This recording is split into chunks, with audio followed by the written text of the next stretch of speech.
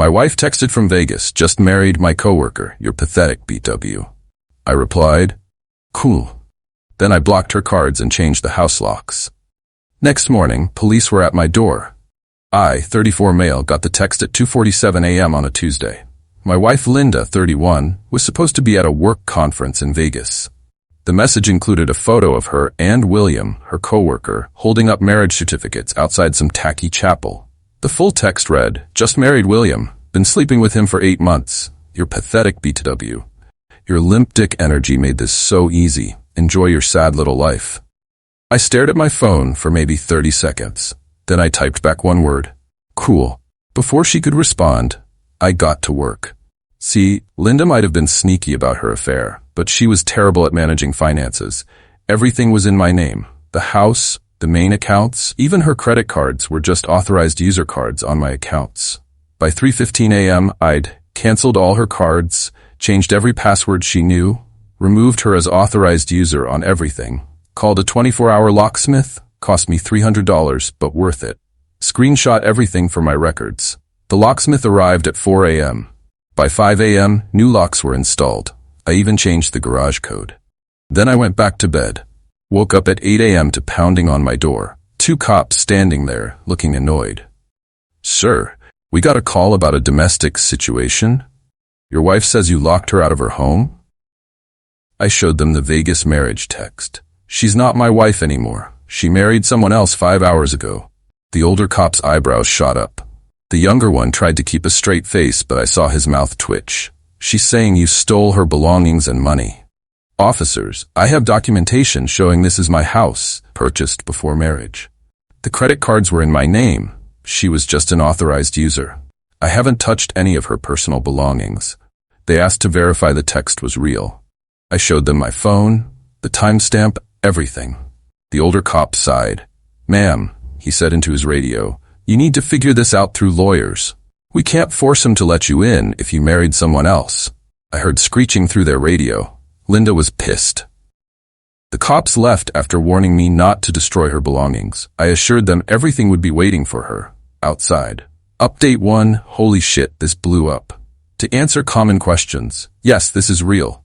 No, we don't have kids, thank God. Yes, I'm getting a lawyer. So Linda showed up that afternoon with William, her mom Barbara, and her sister Susan. William looked like he wanted to be anywhere else. Guess the Vegas high wore off quick when he realized his new wife was homeless and broke. They tried everything. Barbara threatened to call the cops again. I reminded her how that went. Susan called me a controlling psycho. William tried to act tough until I mentioned I'd be forwarding their wedding photo to HR at their company. They have a strict no fraternization policy. Linda ugly cried about how I was financially abusing her. I'd already packed her stuff in boxes and put them in the garage. Told them they had 1 hour to load up and leave. The best part? Linda tried to use her credit card at the U-Haul place. Declined. William had to pay. His face was priceless. But here's where it gets good.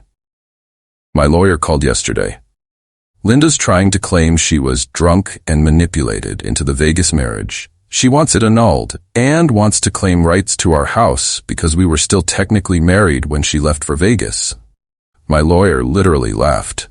She sent you written proof of adultery and bigamy. She's done for. Also found out through mutual friends that William's been living in his mom's basement. He thought Linda had money. LMAO. More updates coming. This is far from over. Update 2, buckle up, because Linda went full nuclear.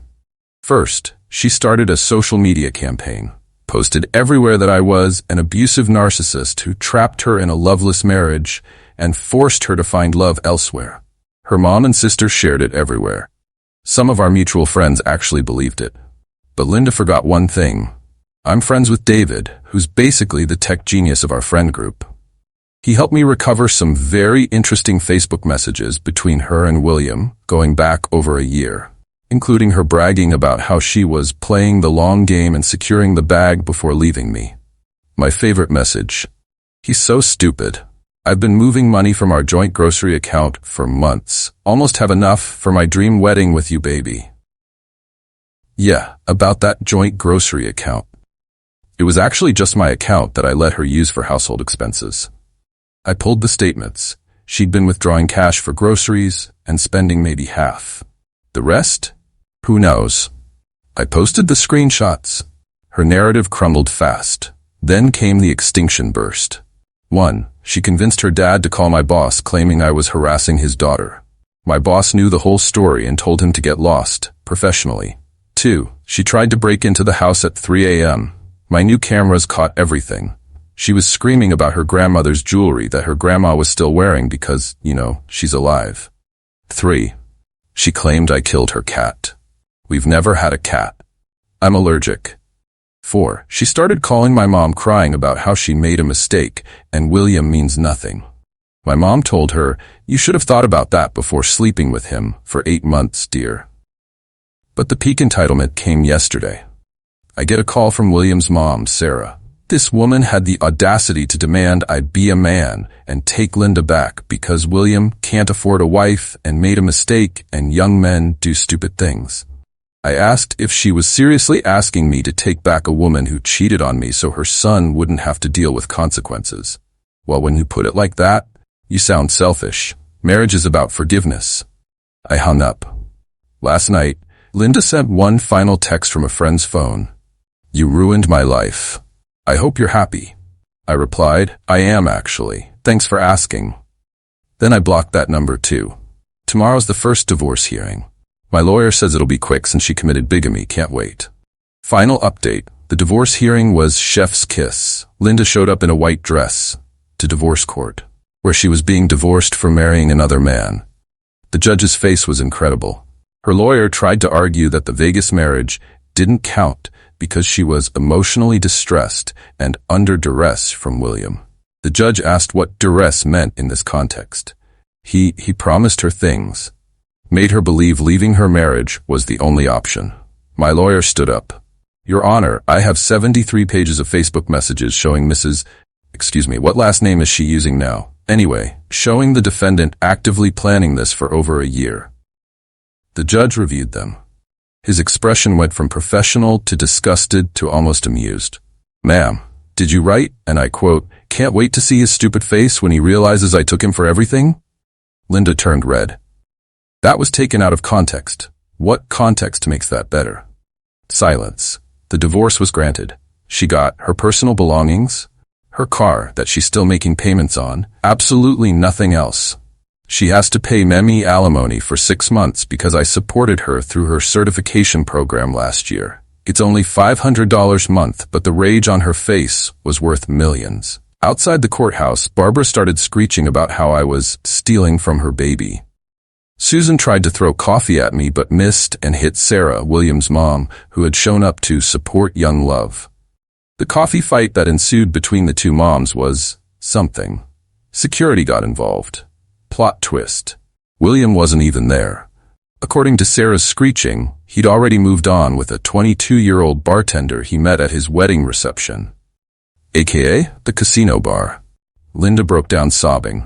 Not pretty tears, full ugly crying, snot and everything. She kept wailing, "This isn't how it was supposed to go." Her sister tried to comfort her. "It's okay, sweetie. You can stay with me." "I can't. Your apartment smells like cats and sadness."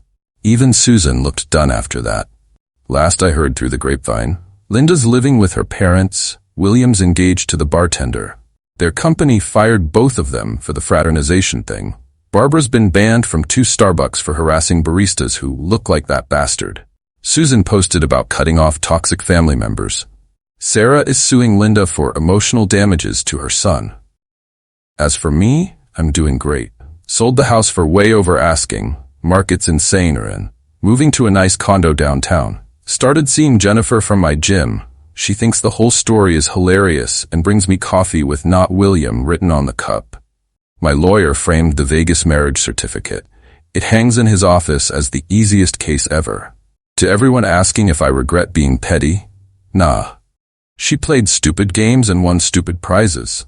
The only thing I regret is not seeing the red flags sooner. Like when she said her ex was crazy for changing his Netflix password after she cheated. Should have known. Thanks for following this wild ride. I'm gonna go live my best life now. P.S. Linda, If you're reading this, and I know you are because you're obsessed with Reddit, William's mom called you a gold-digging succubus at her book club. Just thought you should know. Cool? Cool. Edit. Since some of you are asking, yes, this is 100% legal where I live. No, I didn't break any laws.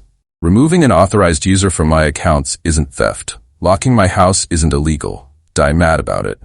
Edit 2. Stop DMing me asking if Jennifer is single. She's not. We're very happy. Also stop asking for Linda's social media. Let's not go there. Edit 3. William's bartender fiance dumped him after finding out he was married. My lawyer sent me the annulment papers Linda filed.